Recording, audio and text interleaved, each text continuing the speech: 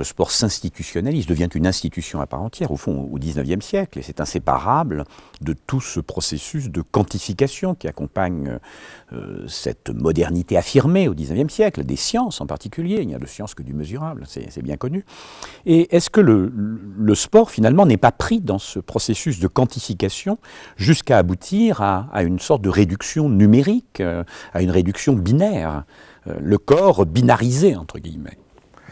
Bon, là vous mettez l'accent sur la chose effectivement la plus défavorable, c'est-à-dire le sport en tant qu'entreprise de discipline sur les corps, hein, mise au pas, à raisonnement du corps. Alors c'est le 19e siècle, c'est la société industrielle, c'est la rationalisation des comportements, hein, c'est cette ambition de mettre au pas, hein, effectivement. Bon, et c'est sans doute contemporain du développement de la statistique, de la probabilité, enfin de la gestion des grands nombres. Hein. Donc il y a sans doute cela dans la généalogie même du sport, j'allais dire hélas, hein, parce qu'on a perdu de vue du coup le sport associé à la grâce, à la conquête de soi, hein, le sport associé à une ascèse.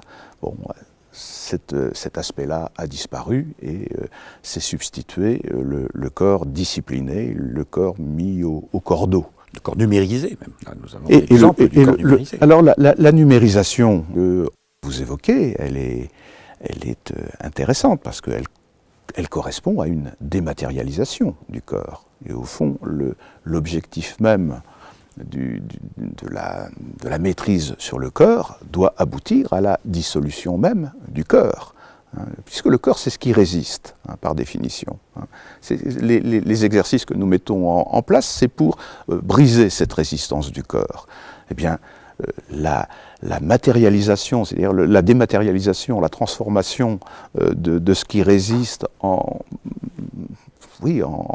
langage informatique, et le comble même de ce triomphe de la résistance.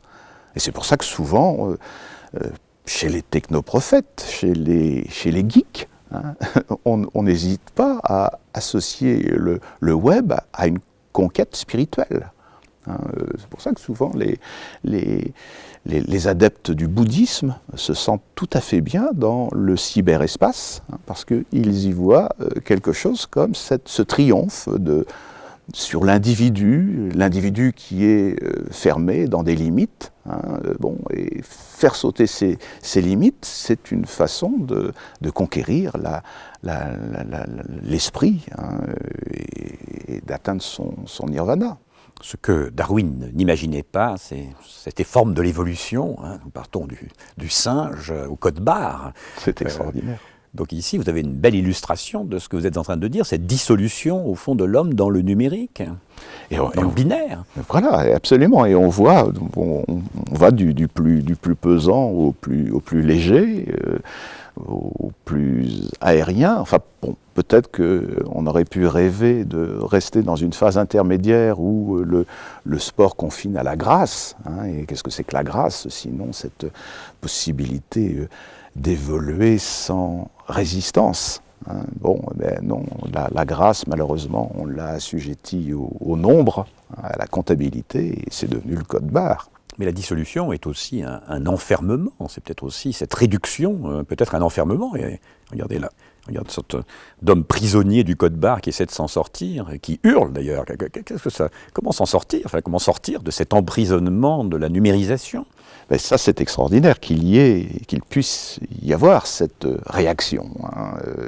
La révolte est de fait l'indice aujourd'hui de notre liberté, de notre libération, comme toujours d'ailleurs. Hein. Bon, mais cela étant, je suis assez pessimiste parce que je ne vois pas beaucoup cette réaction contre les codes-barres.